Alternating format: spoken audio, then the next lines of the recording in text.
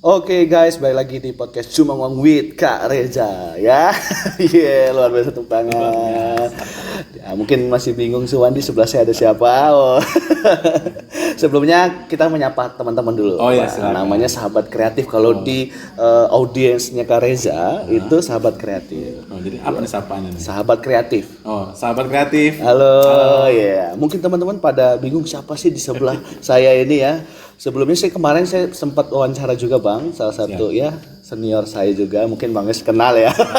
Itu digadang-gadang Ultraman Bang. Karena kita megaloman. Karena apa? Karena semua dia aktivitasnya banyak.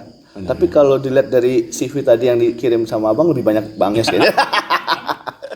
Ya teman-teman kalau penasaran episode sebelumnya bisa langsung tonton aja di podcast di channelnya Kareja di Kareja di YouTube-nya. Dan di video kali ini sangat luar biasa. Kenapa di sebelah saya ini ada sosok lagi. Seorang mentor saya juga. Beliau ini sudah banyak banget aktivitasnya juga dan sekarang sedang menggeluti bidang apa Bang, mentor ya, training ya Bang ya. Sedang dalam proses diklat coaching Untuk menjadi wah lu mantap ya, sertifikat tuh ada banyak, sertifikat vaksin sertifikat trader. Wah, itu udah banyak. Nah siapakah dia, mau Saya tahu udah nggak? poster yang ketiga loh. Lu bisa kenalin dulu Bang sama teman-teman sahabat kreatif. Halo sahabat kreatif, perkenalkan nama saya Yos Rinaldo Sarif, biasa dipanggil Bang Yos. Jadi dipanggil BY biasanya ya, kalau yang akrab BY. Dan BY saya itu sebelum Susilo Bambang Yudhoyono jadi presiden ya. Jadi Sama mantan gubernur Jakarta. Jakarta ya, saya dipanggil BY duluan sejak tahun 97. 97. Mantap ya, saya belum lahir itu Pak. 97 udah. Luar biasa ya. Berarti Jangan aku anak kecil. nah, Bang Yos ini kalau dengar-dengar banyak ya aktivitasnya. Sekarang aktivitasnya apa aja sih Bang? Selain kerjanya di Pengadilan Tinggi Agama, bener Bang? Saya bekerja di Mahkamah Agung Republik Indonesia, ditempatkan di Pengadilan Tinggi Agama Bandar Lampung di bagian sumber daya manusia laki-laki. Alhamdulillah. Itu ngurusin apa sih Bang? Ya, ngurusin Yang cerai kan? Waduh, keceplosan aja saya. itu urusan pengadilannya. Kita ini supporting unitnya. Jadi bukan yang utamanya. Yang utamanya itu hakim, peradilannya gitu. Kalau kita ini yang bagian kesekretariatan. Oh, yang mendidik gitu. Oh enggak, Bukan juga ya? bagian administratif. Administratif aja ya, gitu. Jadi Abang Es itu dari kapan itu gitu? Saya kerja di pegawai negeri ini sejak 2003 Desember ya. Nah, selain itu, Selain itu ya saya aktif di kegiatan di Pramuka, di Purna Paskibraka, pendiri Paskibra pertama di Provinsi Lampung. pendiri Paskibras di sama tuh akan ada yang menonton dan bertanya, nah, iya, apakah sosok ini benar? Pokoknya kalau Paskibra itu pertama kali ada di Provinsi Lampung 5 Oktober 1991. 5 Oktober 1991 Di SMA Negeri 2 Bandar Lampung. SMA Negeri 2 Bandar Lampung. Itu sejarah. Sejarahnya itu. Apa perlu kita bahas itu aja? Enggak nanti. Beda lagi ya Bang ya. Terus Pramuka juga. Paskibra, alumni Pramuka sampai sempat jadi pengurus Dewan Kerja Nasional Pramuka Penegak Pandega di Jakarta ya. Meskipun dalam kurun waktu 2 tahun kemudian saya memilih untuk menyelesaikan kuliah. Kemudian founder dari Happy Camp Institute, lembaga pendidikan karakter. Happy Chemist itu. Ya, Happy Camp Institute. Kemudian ya banyak berkecimpung di pembangunan karakter building. Asik. Kalau bahasa Inggrisnya itu yang agak repot. Dan biasanya kita sering diundang sama BUMN, sama dinas-dinas, sama mahasiswa, anak SMA, anak SMP, kita ikut di sana lah. Berarti Bang Yus itu memang dari dulu jiwanya jiwa muda gitu loh ya. Semangatnya muda. Semangatnya muda, mudah-mudahan jiwanya yang masih muda. Iya. Kenapa sih Bang milih, maaf nih Bang, kenapa milih untuk tetap terus berkecimpung di pendidikan karakter anak-anak muda gitu Bang? Kalau kita cuma melakukan apa yang memang wajib kita lakukan aja, ya kurang bermanfaat bagi semesta lah. Artinya kita dilahirkan pasti ada tujuannya. Betul. Kemampuan mencari tujuan hidup itu yang harus terus bertumbuh, nggak boleh berhenti, nggak boleh merasa puas, Karena kalau nggak lama setelah itu kita mati biasanya. Benar. Ya. Iya. Kalaupun tidak mati jiwanya, kita mati nggak mati raganya, jiwa kita yang mati biasanya. Siap. Iya, mantap ya, luar biasa Bagas ini ya. Kenapa ketika jujur saya ketika ngobrol sama Bang Sus agak sedikit waduh gitu, Bang Sidi luar biasa Enggak gitu. lah, jadi sebenarnya pembelajaran kita kan banyak belajar dari orang lain lah gitu. Iya. Belajar orang lain gitu. Ilmu kan sumbernya satu, yang di atas gitu ya. Turun kepada banyak makhluk, kita kan dapatnya satu-satu pelan-pelan. Nah, kita ngumpulin itu gitu.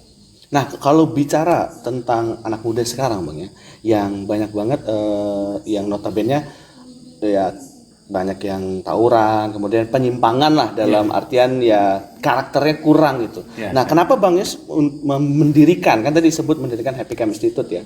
Kenapa itu diluncurkan Bang Yus untuk aktif gitu? Iya, baik. Yang paling menarik itu sebenarnya adalah cara berpikir itu kan tersusun dari pengalaman hidup ya. Iya. Dan dia sudah mengkristal sehingga sering kita sebut sebagai karakter. Ujung-ujungnya setiap orang itu ketika menghadapi persoalannya pasti akan kembali kepada bagaimana dia bersikap, bagaimana dia bertindak, bagaimana dia berucap, itu karena karakternya. Dan pendidikan karakter itu nggak ada kurikulumnya langsung, meskipun pernah ada kurikulum yang berkarakter ini segala, tapi sesungguhnya nggak ada di Indonesia ini. Jadi kita ngambil celah di situ, menjembatani antara generasi yang sekarang ini disebut dengan apa? Zillennial ya. Iya, di atasnya Gen Z. milenial lagi, Gen Z. Z. Tidak ada yang berbeda sebenarnya. Jadi karakter yang dibutuhkan tuh sama dengan karakter orang di tahun 45, Nggak ada tahun yang 28. nggak ada yang berbeda. Nggak ada. Sama. Sama. Yang membedakan apa Bang sekarang? Masanya aja. Masa satu. Masanya aja. Tapi Lingkungannya, tantangannya itu yang membedakan itu. Tapi karakter yang dibutuhkan ya memang orang yang nggak boleh menyerah. Orang yang selalu bangkit ketika dia jatuh. Kan bukan nggak boleh gagal kan? Gagal itu pasti ada orang yang dilahirkan langsung kaya ada. Sampai 7 turunan kaya pun ada. Tapi ada orang yang dari bawah bangkit, kemudian dia belajar, kemudian dia berprestasi dan dia menjadi apa yang dia inginkan. Kalau ada, tapi kan banyak orang yang putus asa sih Bang sebenarnya. Kalau putus asa balik lagi soal karakter. Berarti memang kurang kaya pengalaman, kurang tempat bertanya, lingkungan yang tidak mendukung. Kan kalau kekuatan terbesar dalam hidup manusia itu kan harapan. Kalau orang nggak dikasih minum 3 hari bisa meninggal. Ya. Kalau nggak dikasih makan 7 hari mungkin meninggal. Tapi kalau orang nggak punya harapan ya mungkin 3 detik juga dia memutuskan bunuh diri aja. Nggak ada harapan mau ngapain hidup. Nah, kemampuan kita mencari oh ini selalu ada jalan terbaik, oh ini selalu ada jalan keluar. Makanya sering kita dengar itu idiomnya jangan fokus pada masalah tapi fokus sama solusinya ketika menghadapi masalah. Kalau fokus sama masalahnya nanti kita merenung aja. Tapi kalau begitu udah ketemu solusinya terus kita fokus menyelesaikan di situ, sebesar apapun masalah ya Pasti ada solusi. pasti ada jalan keluarnya. Betul itu teman-teman. Jadi kalau ada masalah jangan fokus sama masalahnya Bang ya, sama solusinya. Dan juga ya namanya kekurangan ya jangan di dalam zona nyaman kita aja Bang. Kalau dilihat dari biografi tadi yang saya baca yang penuh itu Bang, kalau digambarkan buku itu udah panjang biografi Bagas. Cuma 2 lembar. 2 lembar itu ya Agak lebay nih sahabat. ya nggak apa-apa sih. Kalau nggak kayak gak lebay nggak banyak yang nonton Bang. Karena konsepnya seperti itu sebenarnya ya. Nah ngomong-ngomong sih kan Bang Yus juga banyak banget kegiatannya, bukan hanya Happy Camp juga, terus juga Paskibra, tapi BKDZN. BKDZN. Saya lihat baju udah mantap ya Bang ya, BKDZN. Berani keluar dari zona nyaman. Berani keluar dari zona nyaman, bukan singkatan lain kan Bang ya? Enggak. Nah, saya sebenarnya udah sering dengar sih Bang, tapi ya saya pengen tahu juga, kepo lah kalau anak-anak muda zaman sekarang. Keponya dalam artian ya, apa sih BKDZN itu jadi daya tarik bagi anak-anak muda ini gimana gitu? Jadi gini, memang ada sebuah komunitas yang non profit ya, didirikan oleh founding fathernya itu Pak Arif Hidayat. Beliau ini mentor saya juga, coach saya juga. Senior, wah semuanya lah, atasan juga gitu. Tapi bukan karena dia atasan saya saja, makanya saya menurut apa yang beliau sampaikan, tapi dari sikap, pola pikir, teladannya itu yang membuat kita, oh ya, kita punya panutan itu. Siap. Nah, ya guru kita semua lah sebenarnya gitu. Nah, beliau itulah yang mencetuskan berdirinya gerakan moral berani keluar dari zona nyaman. Dari namanya aja Kak Reza itu ya, teman-teman ya, sahabat kreatif. Dari namanya aja orang langsung, kenapa keluar dari zona nyaman? Bukan yang dicari itu zona nyaman gitu ya. Iya benar. Nah, mungkin kadang-kadang kita perlu meluaskan literasi kita ya. Betul. Zona nyaman itu kan comfort zone kalau bahasa Inggrisnya itu kan suatu tempat yang membuat kita nggak mau berupaya lagi, nggak mau meningkatkan prestasi, mau berkembang. ya nggak mau berkembang, nggak mau belajar. Itu sebenarnya zona nyaman. Bukan zona nyaman tuh bukan keadaan kaya raya kemudian kita udahlah gue bangkrut miskin aja gitu, bukan gitu. Itu rugi namanya. Itu saya nggak mau Berani keluar dari jadi zona kekaya itu bukan zona nyaman. Jadi saya pikir itu hanya pemahaman tentang konsep zona nyaman. Nah, kita berhimpun orang-orang yang memang ingin melakukan sesuatu lagi selain yang rutin dia lakukan. Ya sama dengan saya ASN, tapi saya masih berkecimpung yang lain, punya komunitas sedekah, punya komunitas donor darah, gitu kan. Kita rutin melakukannya dan kita juga melakukannya ya. Kita sedekah juga, donor darah juga. Misalnya contoh seperti itu. Nah, kemudian kita menggerakkan orang lain. Apakah terus harus namanya nama kita? Enggak. Tapi kita punya keyakinan kalau kita mengajak satu kebaikan, sesungguhnya kebaikan itu akan kembali kepada kita. Betul. Kira-kira gitu Kak Reza. Kalau berarti ini berjalan di kebaikan Bang ya. Ya pastilah semuanya kebaikan ya. Tapi kan kalau saya lihat ya Bang ya, nyatanya ini ngomong tentang anak muda ya. Zona nyaman mereka kan ya gue main gadget aja gitu. Nah, bagaimana sih sosialisasi? Apakah ada juga programnya ke sana ataupun ada program-program apa yang dari BKDZN untuk kegiatannya? Nah, uniknya BKDZN ini kita memacu orang untuk berpikir apa yang mereka butuhkan. Jadi kita akan susah ngelihat. Memang kita lihat ya, misalnya ada kecenderungan sekarang orang gadget gitu ya. Ya. Tapi ya kita nggak bisa ngasih tahu karena kalau untuk itu bukan tugas kita. Sudah ada yang menceritakan itu bahwa bahayanya seperti ini untuk anak, seperti ini untuk orang pada usia remaja seperti ini. Sudah sosialisasinya sudah cukup. Nah, kita kalau di BKDZN itu kita melihatnya begini. Bagaimana memanfaatkan gadget ini? Ya.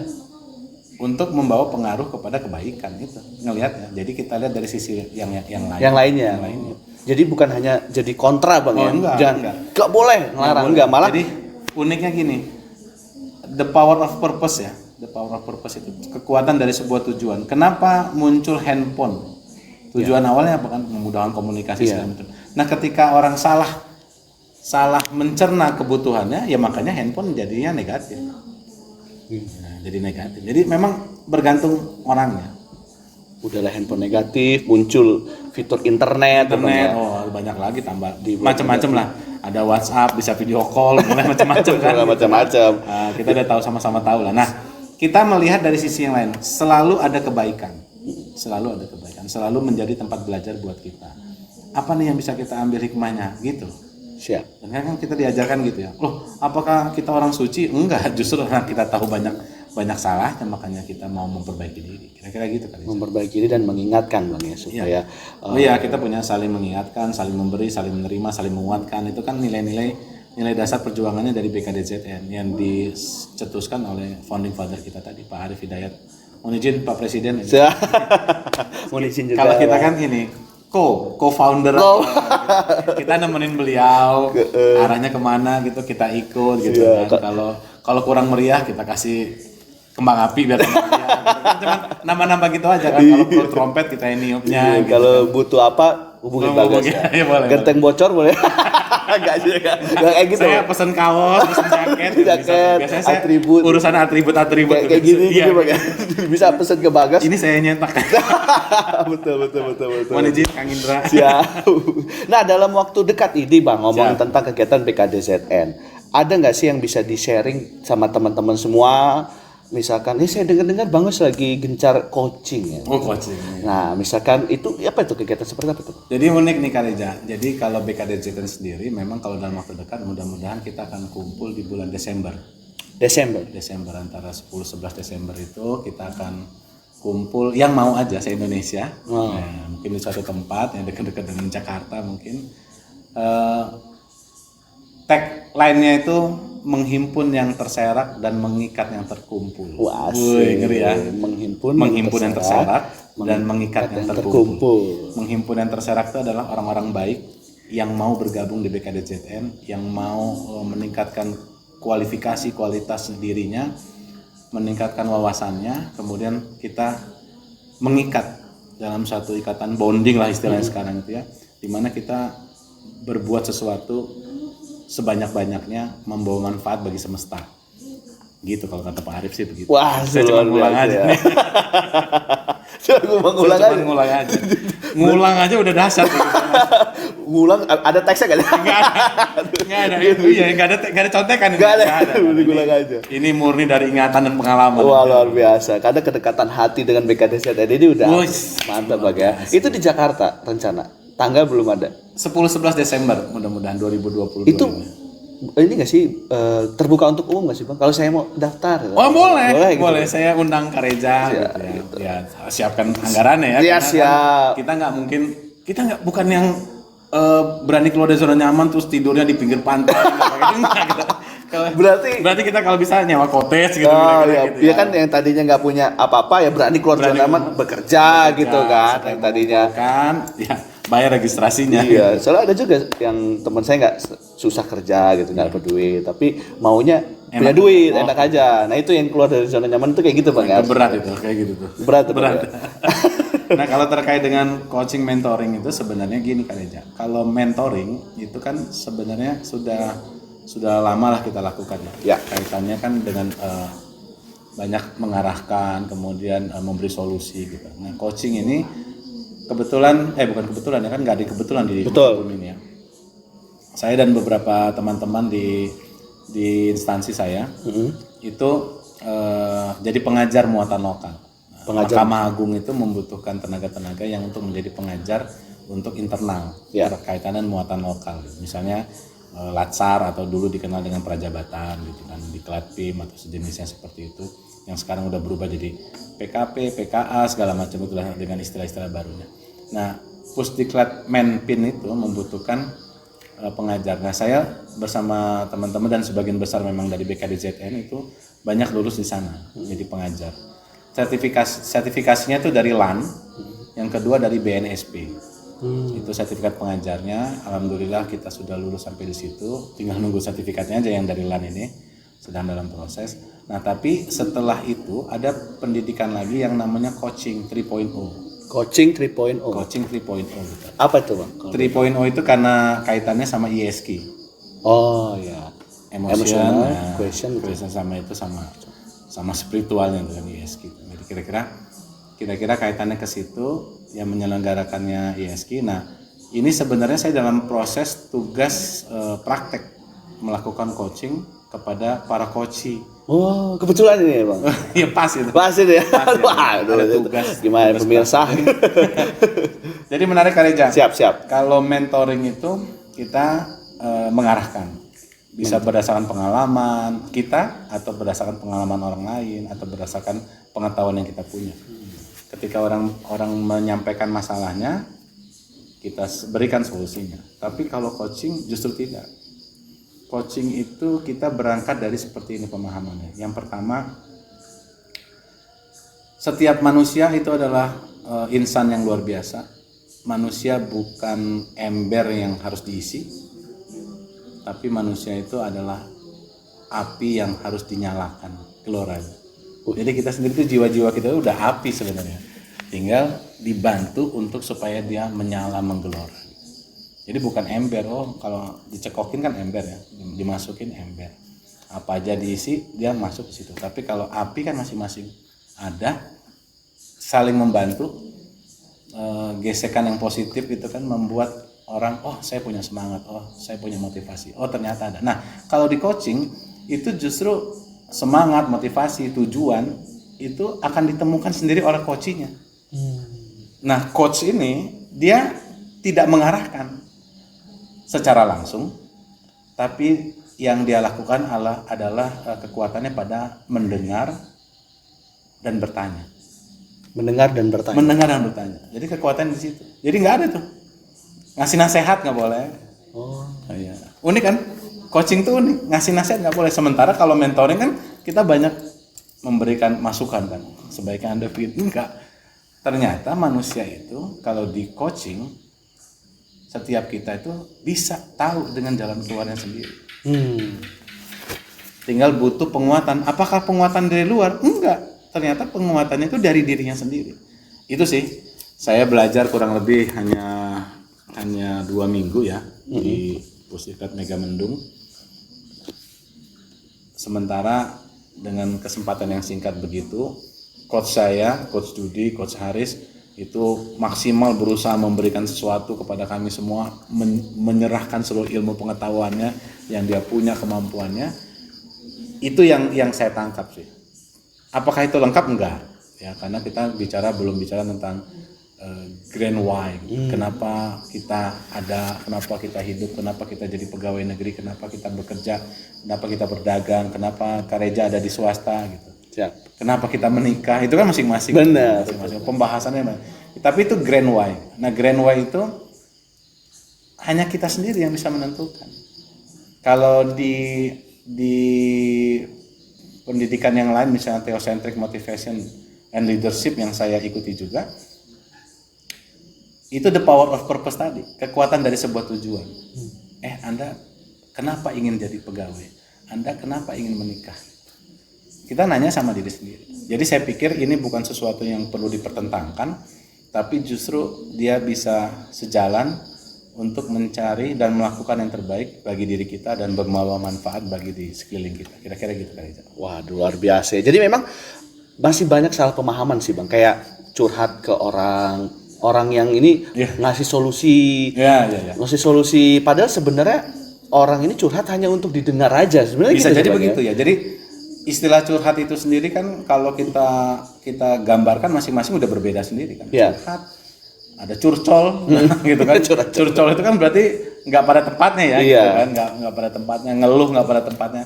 Jadi memang banyak istilah-istilah. Justru dengan adanya mentoring, coaching itu meluruskan. Bukan mentoring itu bukan jelek, enggak. Mentoring itu bagus. Jadi ilmu itu dipakai pada tempatnya. Ya, itu yang paling penting. Benar. Ilmu itu dipakai penting. Jadi bukan kita menyalahkan, oh ini yang paling bagus nih, enggak. Penerapannya aja. Karena walaupun katanya kita udah ngerti tentang coaching, tapi kalau kita salah penerapannya, salah prakteknya, ya salah juga kitanya gitu. Ya itu Bang, mungkin masih banyak salah mempraktekannya. Iya. Dan lebih banyak mentoring yang menurut saya Bang ya, ngomong itu ya apa yang diomongin orang tapi tidak dilakukan lagi kepada dirinya gitu kan. Itu yang paling repot ya. Memberi nasihat orang lain tapi kita sendiri nggak begitu. Nggak gitu. Itu agak berat itu kalau saya ya. Iya, makanya mungkin kayaknya menarik dari apa yang Bang sampaikan, kayak awal tuh memang dari coaching ini dulu kan Bang ya, yang mendengarkan ataupun kita cerita sama orang terus Bang bertanya nanti dapat solusinya dari diri sendiri gitu Bang ya. Tapi sebenarnya ya itu ininya prinsipnya. Tapi coachingnya yang saya ikuti di ISK 3.0 ini kan tujuannya profesional. Nanti ada sertifikatnya, jadi coach yang profesional. Nah ketika coach profesional itu, maka kebutuhan dasarnya dari si coach. Jadi dalam gambarannya ada orang yang memang, coach tolong dong saya di coaching gitu. Saya ini pengen menemukan kekuatan saya sendiri apa misalnya gitu. Saya ingin menemukan alasannya saya misalnya. Sebenarnya itu arahnya kalau saya pelajari gitu. Jadi bukan sini saya coaching gitu. Bukan gitu Bang ya. Bukan, tapi kalau ini tugas karena ini lagi ada tugas praktek. Ya, tapi itu pun saya terjemahkan dengan open ya. Saya open saya sampaikan, ayo saya punya program ini dalam rangka tugas praktek yang mau di coaching, saya kebetulan lagi ada tugas nih untuk praktek. Pasti jauh dari sempurna gitu kan, dibandingkan guru besarnya kita Dr. Ari Ginanjar gitu kan. Itu kan demi bulan. Aduh, sepil sedikit deh. Itu demi matahari. Demi matahari ya. Demi bulan apabila ia mengiringi. Aduh itu luar biasa. Saya pernah Bang, basic. Masih basic. Belum sampai tahap berikutnya ya. Di faktor ini juga waktu belum ada duit ya. Tapi bukan nggak mau. Kalau bilang belum ada duit, kena marah ini ya sama Dokter Ari. Oh ya, aduh mohon maaf. Banyak jalan katanya. Gitu. Siap. Kalau nggak sekalian bergabung aja ke ISK. Iya, udah siap. Jadi gitu Kareja, jadi unik. saya pikir saya kenal Yeski kan sudah lama ya, 2009. Ya. Tapi ketemu laginya itu ya itu setahun sekali. Nah ini sekarang ketemu lagi sama coach-coach yang luar biasa dan menyampaikan sesuatu yang bukan menabrak prinsip ya, tapi merubah pandangan saya. Oh ternyata ada cara lain yang pemahamannya saya waktu itu belum sampai. Mudah-mudahan sekarang sudah sampai. Ya tentang coaching ini. Tapi saya tidak membandingkan, oh bagus mana coaching apa mentoring. Enggak. Bagi saya tetap saja pada tempatnya. Ada tempatnya, ada porsinya. Ada porsinya, ada caranya masing-masing. Dan memang ada orang yang memang butuh di coaching. Tapi ada juga orang yang mungkin perlunya di direct gitu ya. Iya. Bahkan diperintah langsung juga ada gitu. Nah itu bicara lagi soal tadi karakter. Makanya ini saya ngerasanya linear ya, sejalan ya. Oh ini bicara tentang manusia. Kalau di sini bicara tentang apinya harus dinyalakan, gitu kan, bukan ember yang diisi. Oh di sini ini karakter building is a never ending process gitu. Asik. Gitu kan. Ya. Saya susah bahasa Inggris. Karena pada poin-poin tertentu saya hafal lah. Gitu. Karena ada di slide itu. Ada di slide. Di slide, di setiap sekolah. Setiap Saya aja hafal itu. Iya. Lama-lama ingat gitu, begitu klik. Oh ini bacanya. Iya. Baik Bapak Ibu, karakter building is a never ending process gitu kan. Wah guru-guru manggut-manggut. Karena sebenarnya gini kan aja. Ada yang bilang juga, kenapa coaching penting? Kenapa saya tiba-tiba sangat antusias sekali? Ada yang menarik soal pemahaman saja pengertian. Misalnya di sekolah, saya ngomongin sekolah ya, karena bagi saya karakter itu adanya di SMP di akhir dan SMA di awal. Ya. Sampai awal-awal perguruan tinggi. Ya. Setelah itu kita udah susah ngarahin.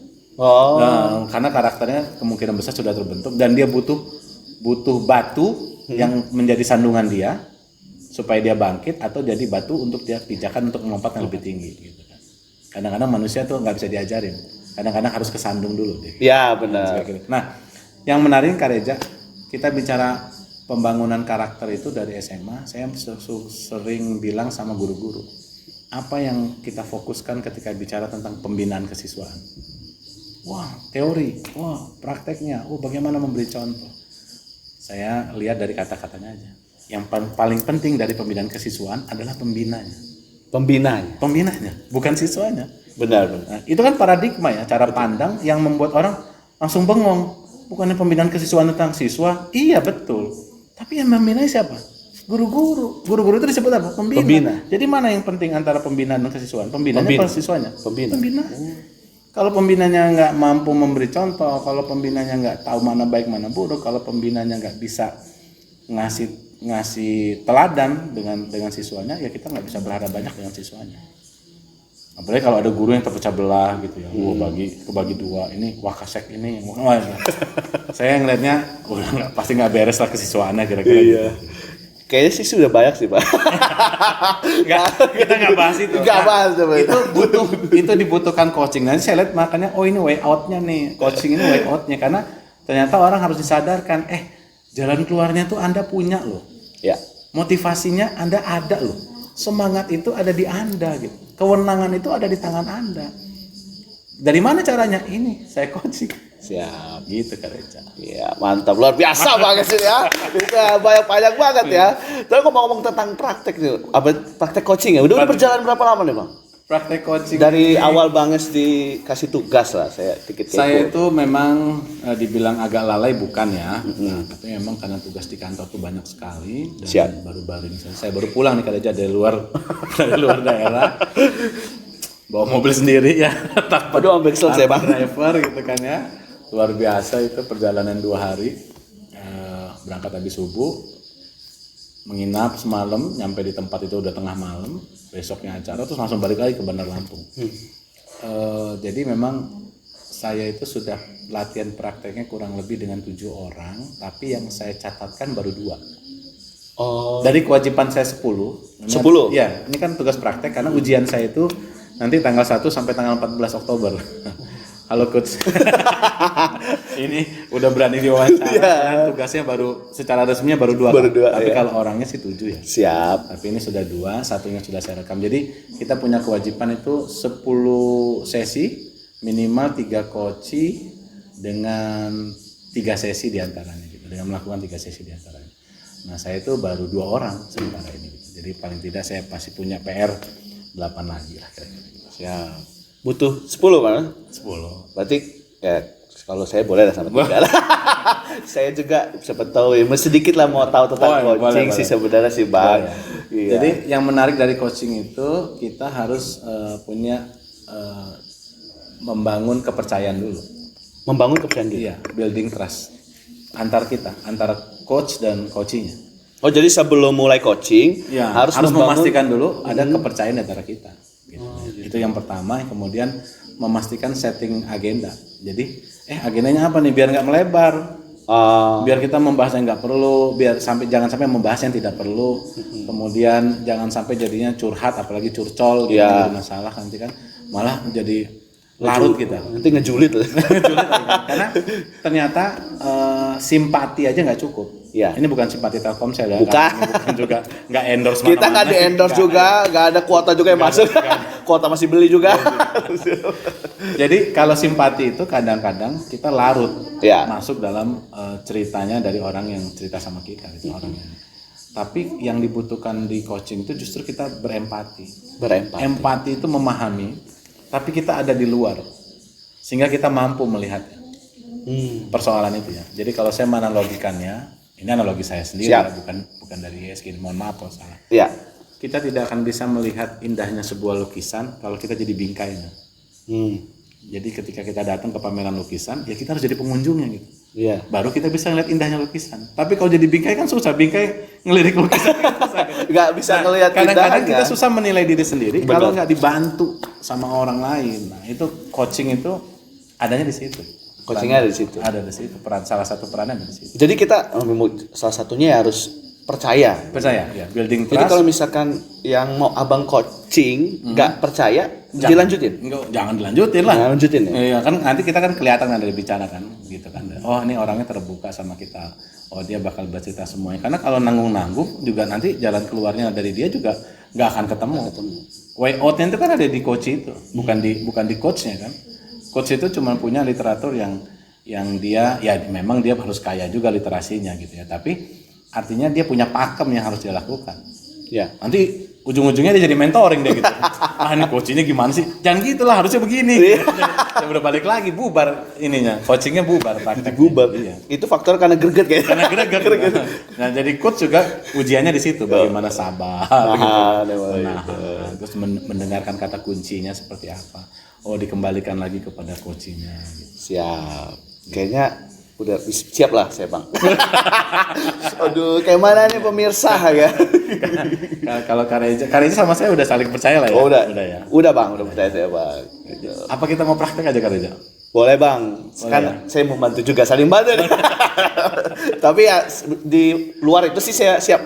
Gitu ya. Coaching Bang. Baiklah, kita coba praktek ya Kareja ya. Oke Bang, siap. Saya coba praktekkan apa yang saya pelajari selama ini dan yang saya coba terjemahkan dari pembelajaran saya yang cukup singkat di Mega Mendung waktu itu ya. Siap. Baik, kita awali pertemuan kita. Siap. Biasanya kita gitu kan Eja. Dengan mengucapkan Bismillahirrahmanirrahim. Mari kita berdoa menurut kepercayaan kita supaya sesi coaching ini bisa bermanfaat. Siap. Doa dipersilakan.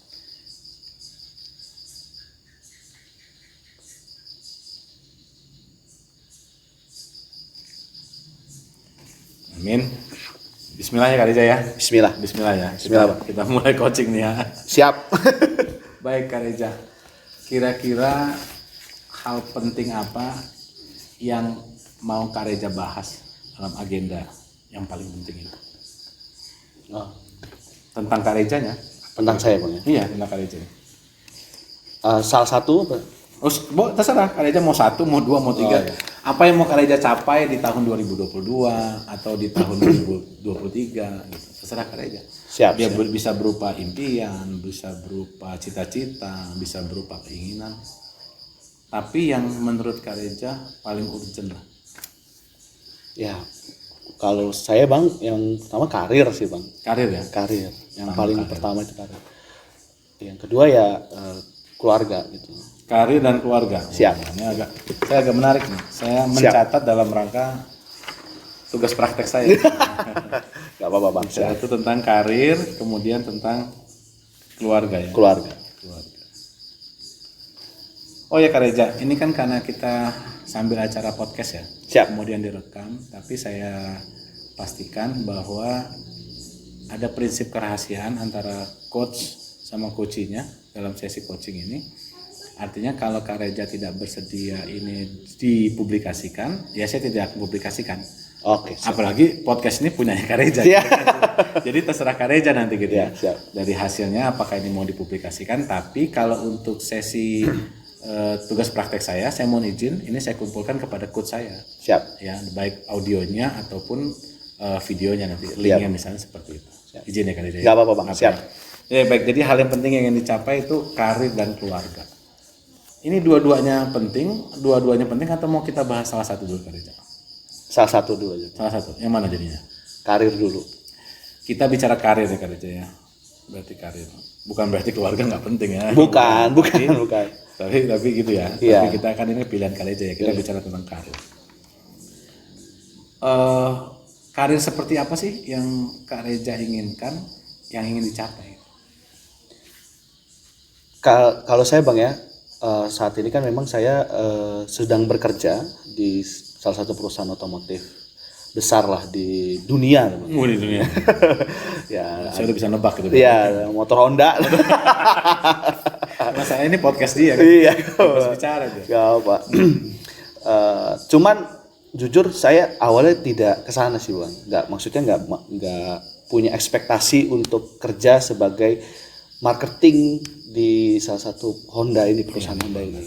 Yang ada di ekspektasi saya ya kerjaan yang saya sukai, yang bisa membuat saya berkembang, dan karena saya percaya bahwa nilai dari apa yang saya pelajari itu nanti akan mengikuti dari uangnya juga gitu. Nah awalnya saya itu daftar di situ tuh karena itu awal, tapi karena masuk ke karirnya di Honda, jadi di luar dari latar belakang saya yang saya pengennya itu yang seperti ini, kreativitas, kemudian pengembangan diri, kemudian ya saya kan berkecimpung juga di Happy Camp juga sama dengan Bang juga ya. Saya senang seperti itu dan pengen punya usaha juga yang bisa membantu orang banyak seperti itu. Itu sih Bang. Tapi karir itu tidak terhalang dengan aktivitas itu kan ya? Aktivitas kerja. Iya, aktivitas yang lain. Apa tujuan mencapai karir itu tidak terhalang sama aktivitas yang lain kan? Enggak ya. Jadi bisa ya berarti ya. Bisa. Hal penting yang ingin dicapai itu karir. Bentuknya apa nih? Promosi kah? Atau apa? Bentuknya apa? Maksudnya karir ini? Maksudnya gimana Bang karirnya? Kan Kak Reza bilang tadi yang penting yang mau dibahas karir. Itu bentuknya seperti apa karir itu menurut Kak Reza itu? Apakah naik jabatan atau megang suatu ini menurut Kak Reza ada yang gimana? Kalau waktu itu saya berpikir kalau saya sekarang sudah berkecimpung di Honda dan udah berjalan hampir 2 tahun. Oh di Honda 2 tahun. Udah hampir 2 tahun. Ya. Saya berpikir lagi kalau misalkan saya habis di tahun ini Bang, tahun depan itu kan saya habis ya dari sini. Dan saya tidak berkembang jabatannya gitu loh Bang. Tidak ada peningkatan. Tidak ada peningkatan jabatan. Saya berpikir ulang lagi. Kenapa? Karena nah ini Bang yang jadi masih dilema bagi saya. Gitu. Apakah itu bisa saya putuskan? Berarti karir di sini berarti Kak Reza itu sedang memikirkan apakah akan meneruskan atau tidak meneruskan karir di Honda. Iya. Gitu sih Bang. Karena itu tadi saya ngerasa bukan nggak nyaman sih Bang. Karena kalau udah nyaman ya karena sudah berjalan terpaksa nyaman. Karena awalnya kan nggak di backgroundnya nggak di sales, marketing nggak. Cuman karena sudah terkecimpung dan udah tahu caranya dan belajar ya akhirnya sudah berjalan. Tapi saya ngerasa batin saya tuh di sini kayaknya nggak pas gitu. Dan saya memutuskan kalaupun saya nanti naik ya saya lanjutkan. Tapi kalau misalkan saya di sini tidak naik jabatannya, saya harus berpikir cari jalan lain seperti itu untuk karir saya. Ya, untuk karir meneruskan atau mencari jalan lain ya, gitu berarti ya. Siap. Nah, kalau menurut Kak Reza, mengapa membahas karir itu penting? Karena saya punya keluarga itu tadi Bang. Oh, karena punya keluarga. Iya. Karena saya laki-laki. Laki-laki. Karena saya bertanggung jawab juga sama Bertanggung jawab. istri saya. Ya itu sih Bang.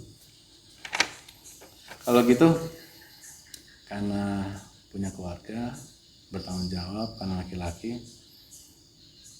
apa nih 3 hal yang menjadi prioritas Kak Reza untuk meraih apa yang menjadi impian Kak Reza tadi terkait dengan karir atau pekerjaan tadi itu? Prioritas Iya, apa yang mau Kak Reza lakukan? Minimal 3 lah. dalam waktu dekat ini. Dalam waktu dekat, untuk dalam rangka Prioritasnya yang pertama ya saya mencoba untuk mencari usaha. mencari usaha. Membuka usaha. Sebenarnya sudah ada beberapa sih Bang yang bisa saya kembangkan. Salah satunya di bidang pendidikan karakter ini, Happy Camp Institute ataupun Happy Camp Outbound yang sudah banyak orang tahu Happy Camp Outbound. Saya punya pikiran ke sana. Terus juga ya mengembangkan bidang wedding organizer, membantu senior saya yang kemarin itu. Bagi saya mampulah untuk menyebarluaskan sebagai marketing gitu. Itu sih prioritas. Dan kemudian yang kedua ya ini tentang keluarga juga sih prioritas saya tentang di istri saya seperti itu, mengembangkannya. Artinya gini, untuk kita mendapatkan apa yang menjadi cita-cita kita itu, menjadi impian kita tuh, prioritas apa aja yang Kak Reza lakukan gitu. Misalnya kalau tadi kan sudah disebutkan mencari usaha lain, misalnya di bidang WO gitu kan, jadi marketingnya, di pendidikan karakter gitu. Ada yang lain nggak yang Kak Reza pikirkan? Ya, saya harus berupaya ini, gitu. Ada nggak? Ya, saya harus salah satunya mengembangkan konten ini juga sih. Oh, mengembangkan konten. Karena kan basic saya senangnya Bang, hobinya ya seperti ini gitu. Tapi bukan berarti kegiatan ini dilarang sama perusahaan otomotif itu kan? Enggak. jalan. Tapi selalu disindir yang ngebuat hati ini bahwa kenapa kok nggak dibuat di sini? Padahal ya saya pengen, tapi fokusnya dipecah-pecah gitu. Mungkin ya itulah kurangnya dari kerja ya Bang ya, kerja di pegawai di swasta gitu Bang ya. Satu omong ini pas berjalan tidak mencapai di sini, ini yang dihajar gitu. Padahal dia omong awal gini gitu. Setiap perusahaan pasti punya target masing-masing. Iya, maksud saya seperti. Jadi saya pecah fokus, nggak bisa fokus gitu di sana gitu. Jadi kalau tadi saya minta 3, berarti paling tidak saya baru lihat 2 ya. Iya Bang, saya mungkin catatkan 2. Nah, apa dampaknya jika ternyata karir pekerjaan tersebut tidak bisa Kak Reza kembangkan bagi Kak Reza dan keluarga? Kira-kira dampaknya apa? Yang tadi disebutkan. Iya. Ya, menurut saya Bang ya, dampaknya itu ya hilangnya rasa kepercayaan diri saya sih Bang. Hilangnya kepercayaan diri. Terus ini yang saya pikirin lah ekspektasi. Mungkin ketika semuanya tidak tercapai ya sudut pandang orang lain tuh pasti menganggap saya negatif gitu. Ini menurut saya Bang ya. Negatif dalam artian ya ngapain sih pilih keluar padahal kan udah settle lah kerja di sana dengan gaji yang untuk orang di Leban Rampung ya cukup lumayan sih Bang menurut saya. Itu sih Bang. Mungkin itu sih Bang. Kalau gagal mewujudkannya maka akan menjadi hilang percaya diri, anggapan negatif terhadap Kak Reza gitu ya dari banyak orang gitu. Nah, apa dampaknya jika apa yang Kak Reza upayakan yang cita-citakan itu bisa terwujud dan berhasil terkait dengan peningkatan karir dan pekerjaan tadi? Dampaknya kalau terwujud. Iya, kalau terwujud. Kira-kira apa? Yang pertama kalau terwujud, kalau saya bisa mengembangkan usahanya di bidang pendidikan karakter, teman-teman bukan hanya saya Bang ya, teman-teman saya juga bisa terpenuhi juga gitu. Terpenuhi kebutuhannya, kebutuhan finansial. Finansial ya? Iya, finansial. Terus kebutuhan keluarga saya juga terpenuhi seperti itu. Kepercayaan dari keluarga saya itu juga sudah ya semakin tinggi lah gitu. Kepercayaan diri keluarga semakin tinggi ya. Itu kalau kita berhasil, kalau Kak Reza berhasil mewujudkan gitu. Nah, dari hal itu Kak Reza, dari apa yang menjadi impian Kak Reza tadi, apa Siap. yang menjadi cita-cita Kak Reza tadi, kekuatan diri dari Kak Reza, apa kekuatan diri Kak Reza yang bisa mewujudkan itu? Yang menurut Kak Reza itu bisa membantu terwujudnya itu, yang Kak Reza punya. Kekuatan saya ini orangnya apa adanya, Bang. Jujur. Jadi karena saya praktek juga di Honda, saya praktekkan. Kalau di Honda itu kan salah saya atau rekan kerja saya itu kan banyak yang membuat cerita di balik faktanya gitu loh. Jadi misalkan ini nah itu yang nggak sesuai dengan hati saya. Misalkan ya ini segini. Jadi membuat konsumen itu terbuai dengan omongan. Padahal yang saya ketahui itu tidak boleh sebenarnya seperti itu.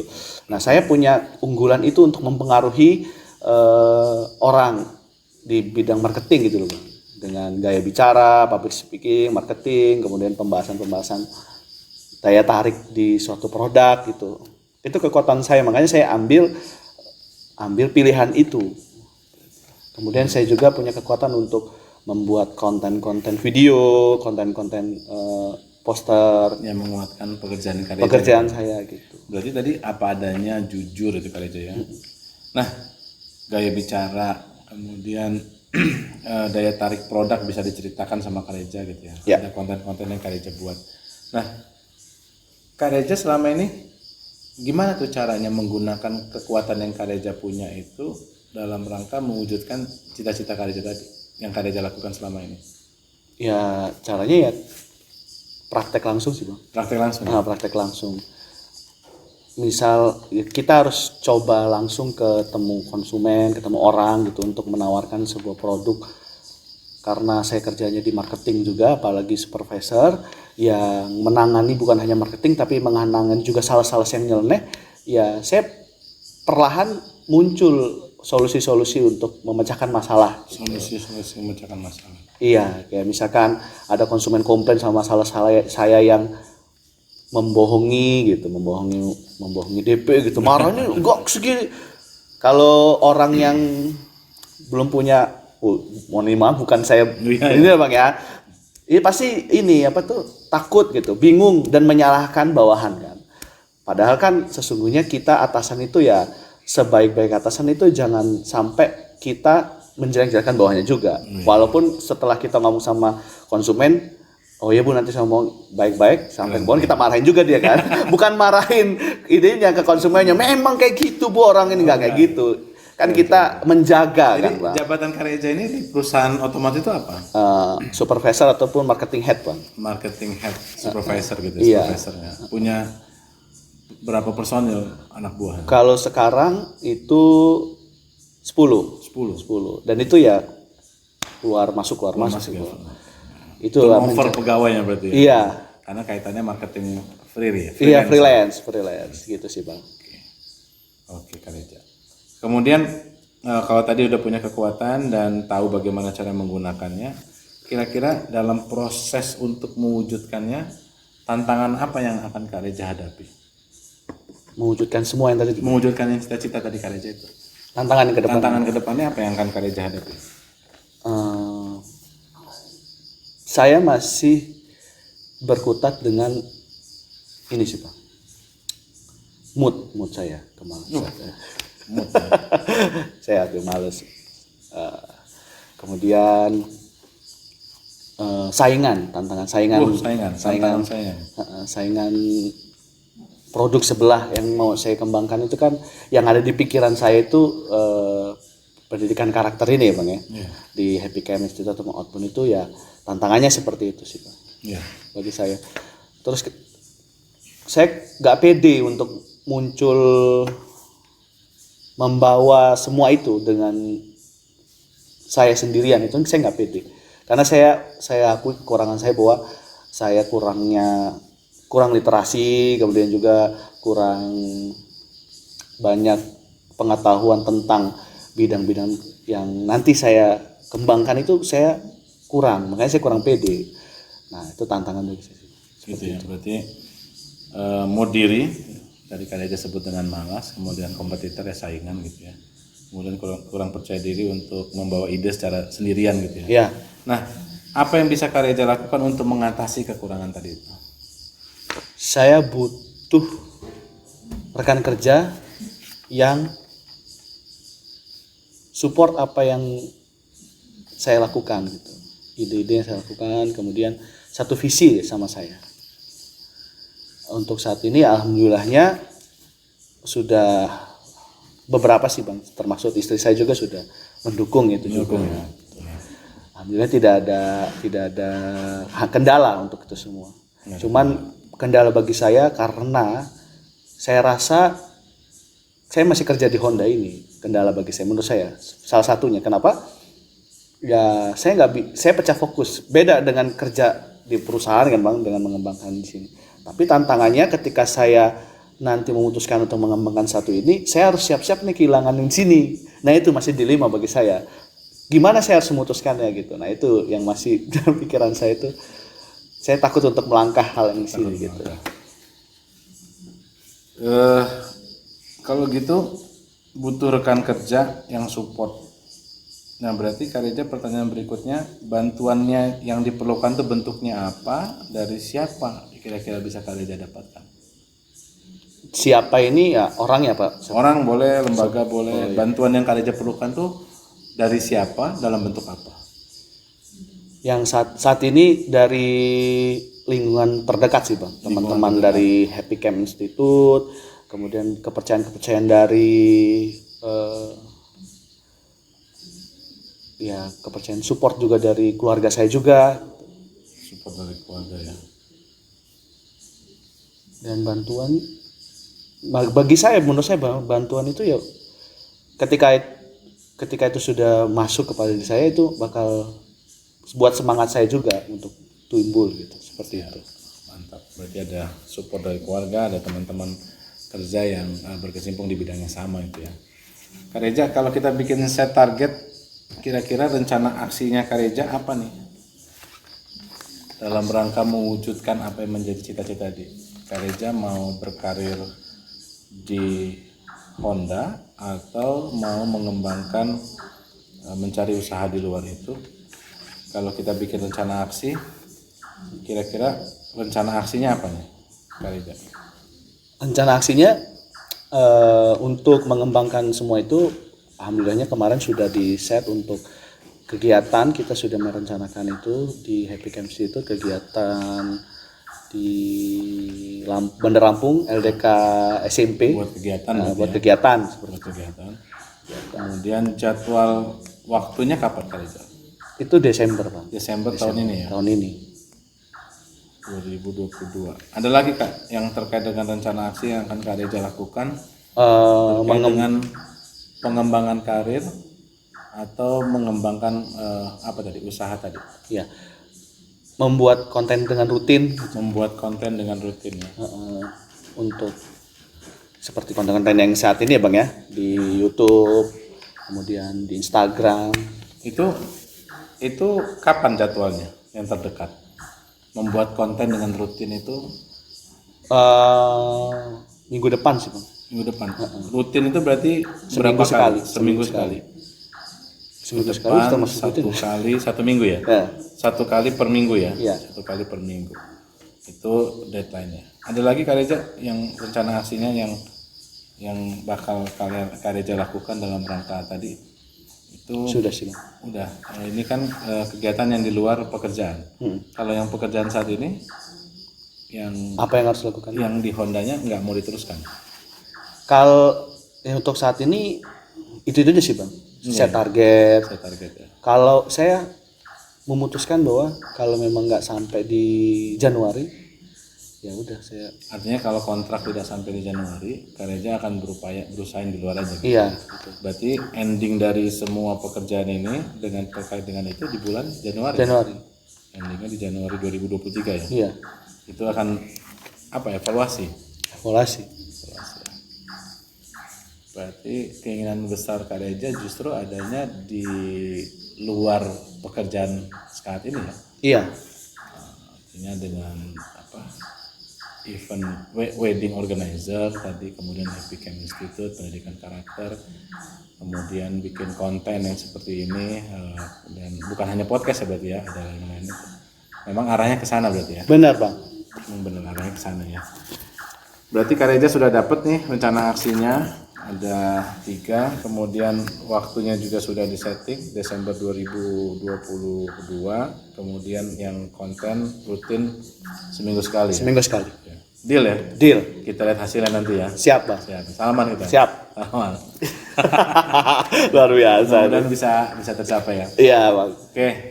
Untuk menutup sesi pertama coaching kita, sama-sama kita mengucapkan lafaz hamdalah. Alhamdulillahirrahmanirrahim. Nah itu Kak Reza, contohnya melakukan coaching meskipun tidak sempurna, tapi idenya itu memang kebanyakan justru berasal dari coachingnya gitu.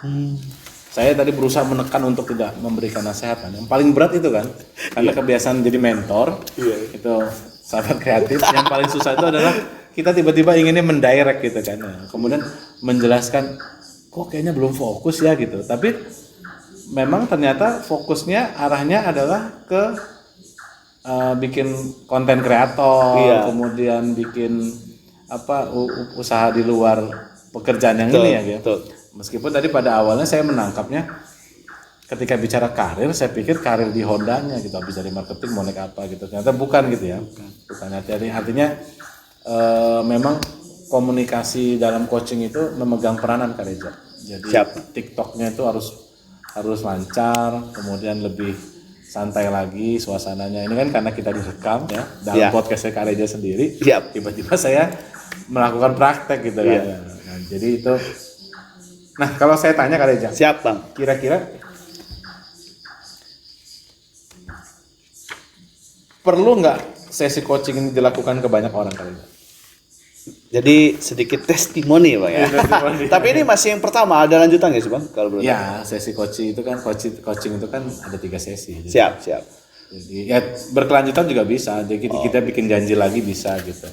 Kalau apa yang tadi sudah kita lakukan Bang ya, tentang coaching. Persepsi Kak Reza dulu ya. Persepsi tentang coaching ini kira-kira membantu Kak Reza untuk menangani masalah pribadi atau masalah bisnis sendiri apa enggak? Atau kerasanya masih kayak diajarin gitu? Ya enggak diajarin. Jadi memang tapi keluar semua sih Bang. Keluar semua ya? Unek-unek, emosional, tidak ada tekanan. Karena kan mungkin banyak orang yang dengerin dong tapi dia tadi saya pikir tadi soal otomotif loh tadi. Saya pikir Kak Reza ini habis dari sales marketing supervisor mau naik lagi gitu. Jadi harapannya seperti itu Bang. Tapi kalau target itu tidak tercapai, maka ini second opinionnya. Karena saya berpikir ke sini, atasan saya ini melihat bahwa susah loh Bang atasan saya ini untuk ngangkat saya karena dia nggak punya kemampuan itu. Saya lihat gitu. Swasta lah ya. Kecuali berubah atasan gitu. Oh ganti atasannya ya. Saya semangat lagi. Kendala saya sebenarnya itu doang sih Bang. Baik, tapi berarti menurut Kak Reza coaching itu membantu Kak Reza menangani permasalahan sangat membantu. Sangat membantu ya. Kalau komentar Kak Reza tentang pelaksanaan coaching yang sebenarnya sih itu baru sederhana dan tempatnya juga di sini harusnya dia lebih tertutup gitu ya. Tapi kalau untuk posisi duduk emang harus begini Kak Reza. Siap. Bentuknya ketemu gitu supaya nyaman gitu ya. Memang yang kita nggak perlu lama karena ini bukan yang profesional ya gitu, karena building trust tadi kan Kak Reza udah oke dengan saya gitu, nggak ada masalah, jadi tinggal cerita aja. Tapi komentar Kak Reza nih pure tentang pelaksanaan coaching ini apa kira-kira menurut Kak Reza? Ya pertama bilang sedih gimana ya. Terenyuh lah Bang bahasanya. Karena itu yang ada di pikiran saya, di hati saya yang saya harus utarakan gitu. Gundah gulana ini. Kegundahannya gitu. Iya, tapi bukan berarti saya tidak mengutarakannya Bang ya. Mengutarakan ke siapapun Bang, termasuk ke istri saya bukan. Bukan tidak pernah. Saya ya kepada orang di luar istri saya ya, kepada Bang sih ya keluar semua. Jadi ya seneng setelah dari coaching itu. Oh gitu ya. Ada perasaan lega. Lega gitu maksud saya itu. Jadi mungkin kalau ini disebarluaskan dan dikembangkan apalagi di Lampung kan Bang, jarang yang seperti ini ya. sangat-sangat dibutuhkan sih Bang. Wih, Nah, sangat kreatif, sangat dibutuhkan. Apa? Kok kayak saya yang punya podcast? Kalau saya wawancara, kelihatannya saya yang punya podcast. Iya, gitu sih Bang. Kemudian gini Kak Reza, apa yang perlu ditingkatkan dalam sesi coaching ini untuk memastikan coaching menjadi alat yang ampuh untuk meningkatkan kesuksesan secara pribadi atau bisnis dari coachingnya? Maksudnya yang perlu ditingkatkan dari saya sebagai coachnya atau dari sesi coaching ini? Ada nggak kira-kira menurut Kak Reza? Kalau kata saya sih nggak ada sih Bang. Kekurangan saya gitu. Nggak ada. Karena ya dari apa yang mungkin ini kan pertanyaan udah dari tugas Bang ya. Kedepannya nanti mungkin Abang bisa buat pertanyaan sendiri apa gimana sih Bang? Enggak, itu memang sudah baku ya. Baku ya. Tapi konsep perpanjangannya memang kita yang manjangin. Tapi apa yang sudah menjadi catatan dari sesi coaching itu yang diajarkan oleh coach kita, emang dia urutannya seperti itu. Uniknya gitu ya, seperti itu. Dan kita di awal-awal pelatihan tuh dipaksa gitu ya, namanya kita pelatihan ya, pasti dipaksa ya. Dipaksa untuk ajak gitu dengan urutan itu. Memang dalam peserta suka nanya, boleh nggak kita urutannya ke sini dulu. Coach saya itu dengan bijaknya dan senyum manisnya, Coach Studi itu kan bilang gini, Bapak Ibu ikuti saja gitu. Jadi saya menangkapnya sebagai sebuah perintah itu ya. Ini kalau di pendidikan tentara nggak usah banyak omong, lo kerjakan gitu, kira-kira gitu ya. Jadi kalau saya sih porsinya Bang ya, udah pas, nggak ada yang harus ditambah, nggak ada dikurangi karena ya udah sesuai sih, harus awalnya seperti ini dan akhir endingnya seperti itu tuh udah pas banget. Sebenarnya yang lebih fokus lagi adalah ketika kita menjadwalkan untuk pencapaian target tadi dari si coach sendiri. Oh ini kapan nih targetnya? Kapan saya targetnya? Nanti kita cek ya, kita deal ya gitu. Berarti kan Kak Reza akan mengevaluasi diri di akhir Desember ini. Ya. Kemudian tetap akan melakukan yang kreatif tadi gitu ya, bikin konten, meneruskan podcastnya terus seperti apa yang kira-kira bisa mendukung apa yang menjadi cita-cita Kak Reza. Ya. Nah itu kan kita udah deal tuh seminggu sekali ya. Tinggal si coachnya itulah yang melaksanakan apa yang menjadi kesepakatan dia tadi. Oh ya. Iya. Jadi kita tuh dipaksa deal sama diri sendiri gitu. Nah itu yang menarik ya bagi saya. Karena kalau kita janji sama orang lain kadang nggak ditepati, tapi ukurannya gini, kalau lu janji sama diri lu sendiri aja lu hianat ya agak susah juga kita gitu. Ya betul Pak.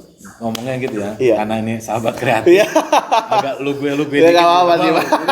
Artinya penekanan gitu. Iya. Terus dalam kehidupan gimana nih, orang ada nggak salahnya? Ya pastilah, makanya butuh sesi berikutnya.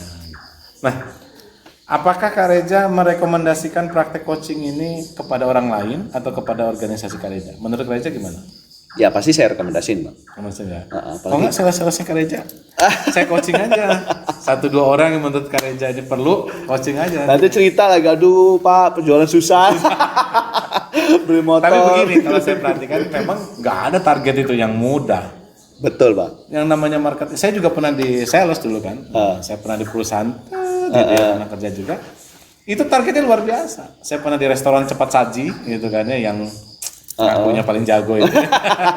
Itu juga pakai target gitu. Meskipun karena itu sifatnya adalah pegawai ya paling soal apa ya? Soal prestisenya aja lo mencapai apa enggak target itu. Tapi akibat hukumnya apa gaji berkurang enggak, bonus yang enggak ada paling. Tapi artinya target itu kalau saya perhatikan di swasta itu sesuatu yang kayaknya agak susah dijangkau nih. Saya punya teman juga ada di perusahaan otomotif ya, roda 4. Berapa Mbak target bulan ini? Gak tahu tuh, bos ngasih 15. Rata-rata sebulan berapa dalam setahun terakhir? Paling hebat 9. Artinya ketika di set itu kan memang kita di-push gitu ya untuk nyampe 15. Belum pernah tercapai, belum. Target tahun lalu berapa? 10. Sekarang naik 15. Jadi kalau saya lihat memang marketing seperti itu. Apalagi tingkat persaingan otomotif kan luar biasa ya. Iya. Sekarang mobil mirip-mirip loh Kak Reza. Iya Bang. Makanya saya depannya kotak semua. Makanya saya udah kayak gini modelnya Bang ya. Jangan sebut merek nanti kenapa. Aduh. Tapi artinya memang persaingan seperti itu Kak Reza. Tapi kalau untuk makanan selera ya gitu ya. Apapun makannya minumnya itu. Ya, itu kan soal tagline aja. Jadi saya pikir memang ini sesuatu yang menarik kalau soal marketing itu. Nggak pernah selesai juga Kak Reza. Nggak pernah selesai juga. Yang menjadi kendala bagi saya itu bukan kerjaan marketing ya sih Bang. Iya. Kalau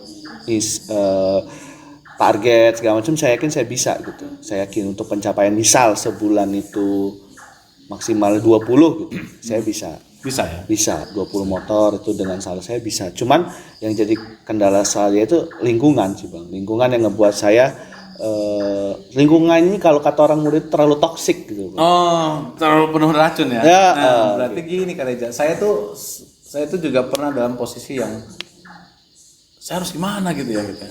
Jadi ada yang menarik tuh, saya nonton di Instagram apa Reels. Ya reels kan Instagram. Reels Instagram itu ngomongnya gini.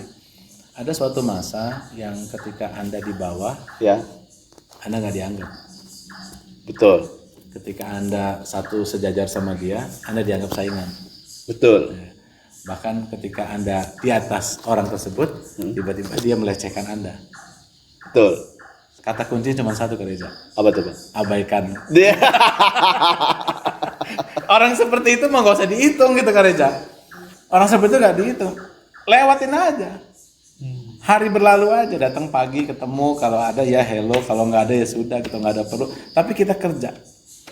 Karena kalau di BKDZN, di TML, Motivation Leadership itu kita kerja buat kita gitu. Di agama saya juga ditekankan gitu. Anda bekerja yang terbaik bukan buat siapa-siapa, buat diri kita. Jadi jangan terdistrak gitu, jangan terganggu dengan kiri kanan atas bawah gitu. Nggak. Persoalannya kalau Anda bekerja nggak baik, nah baru jadi masalah, gitu loh. Meskipun dunia saat ini kan nggak semuanya lurus-lurus aja ya. Gitu. Ya betul. Semua. Jadi ya kita lihat lah di institusi kepolisian aja kan dari 70 sekian persen bisa drop jadi 28 hanya karena satu kasus gitu kan. Tapi ketika penyelesaian yang dilakukan dengan cara yang luar biasa gitu, ekstranya luar biasa, perhatian luar biasa, toh naik lagi persepsinya gitu. Artinya ini bagaimana cara kita menyikapi aja. Bagaimana cara kita. Saya tidak mengganggu, oh Kak Reza jangan keluar, oh Kak Reza enggak, tapi itu tetap menjadi kewenangannya Kak Reza untuk memutuskan. Tapi tentu dengan pertimbangan-pertimbangan gitu Kak Reza. Siap. Nah, sesi coaching itu kelihatannya arahnya ke situ Kak Reza. Ketika orang memutuskan tuh, dia ketemu alasan terbesarnya apa nih. Tadi kan Kak Reza bilang kalau terwujud keluarga, orang-orang di bawah Kak Reza secara finansial terpenuhi. Nah itu, the grand why-nya itu. Ya kan? Grand why yang tertinggi itu kan meaning and purpose gitu kan. Ya. Yang di bawahnya dikit gitu ya, itu adalah kontribusi. Yang lainnya nggak masalah gitu, karena itu proses ya, dari bawah itu proses. Tapi saya pikir practice make perfect lah ya. Jadi saya coaching juga lagi praktek, pasti belum sempurna. Tapi kalau berjalan saya yakin lama-lama profesional juga, terutama kalau saya lulus ujian nanti. Amin, saya doain ya teman-teman semua ya, pasti lulus ya. Doain ya. Coach, tolong dibantu lah yang di mentor saya. Ya, jadi jangan susah-susah ujiannya. Gitu kan. Nah, artinya gini Kak Reza, kita kan harus bertumbuh, Betul. harus terus belajar. Yang nggak boleh itu kita berhenti berusaha. Gitu kan? Anda jatuh, bangkit, Anda jatuh, bangkit, Anda jatuh, bangkit, itu kan kita dapat di mana aja ya. Ya. Anda hanya perlu lebih banyak satu kali bangkit dibandingkan jatuhnya Anda.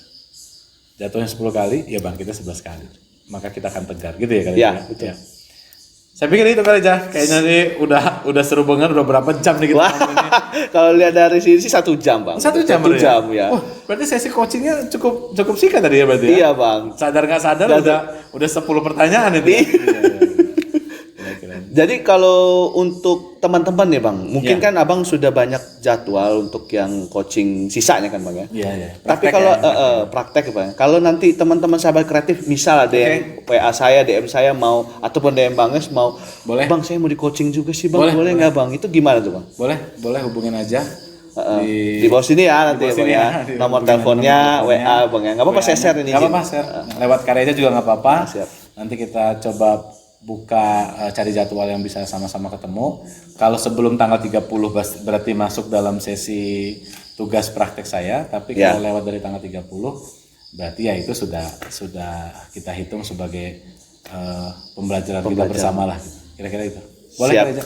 gitu ya. Jadi teman-teman semua kalau memang mau nih ketemu Bang Yos terus di coaching juga, boleh. bisa langsung hubungi. Senin sampai Minggu. Senin sampai Minggu ya. Kalau sampai tanggal 30 September ini Senin sampai Minggu, karena saya juga dikejar target. Untuk sesi coaching ini. Hari kerja boleh, tapi harus janjian dulu. Nanti tempatnya mungkin di kantor. Tempat saya cukup kondusif lah, representatif untuk kegiatan coaching itu bisa. Karena ruangan kerja kan sendiri saya kan bisa. Mantap, luar biasa ya. Tepuk tangan buat Bang Yos ya. Mungkin itu aja Bang. Oh iya, terima kasih sebelumnya terima kasih juga. Ya menyempatkan waktu untuk berbincang-bincang, meluapkan lagi, menuangkan semua apa yang ada di pikiran saya, kemudian sharing lah tentang kegiatan Bang Yos yang luar biasa itu ya. Lebih dari Ultraman yang sebelumnya nih. Itu judulnya apa ya Pak podcast? Ngomong Voltus 5 berarti ketahuan umur ya. Apa Avengers Endgame itu judul? Gak usah pakai. Avengers kekinian. Nah. Sekali lagi saya ucapkan terima kasih Bang ya. Mungkin itu aja untuk Bang Yos dan teman-teman semua, jangan lupa nonton podcast saya lagi next episode mungkin sama siapa lagi, mungkin sama Bang Yos lagi. Nanti kita bahas tentang pendidikan karakter lagi boleh, lebih banyak tentang Paskibra boleh. Kita mengulik sejarah sesungguhnya Paskibra di Lampung ya. Di Lampung ya. Karena kita gurunya ke Bandung. Iya siap. Itu aja, terima kasih. Jangan lupa like, comment, dan subscribe dan follow Instagramnya Bang Yos apa Bang? Instagram saya nama saya Yos Syarif ya. Saya nggak alay, jadi kalau Instagram itu langsung aja. Iya siap. Jadi kita kalau di coaching itu salam kompeten. Oh, salam kompeten. Selain sebagai pengajar juga mudah-mudahan lolos jadi coach. Biar jadi kompeten kali aja. Ini kompeten tuh kayak tanda centang. Checklist. Checklist ya guys. Jadi sering fotonya begini. Bukan gini Bang. Oh ini cuan. Saya pikir cinta. Oh ya, cinta butuh cuan. Itu aja, terima kasih Bang Yos. Kalau gitu dadah, sampai jumpa di next video. Bye.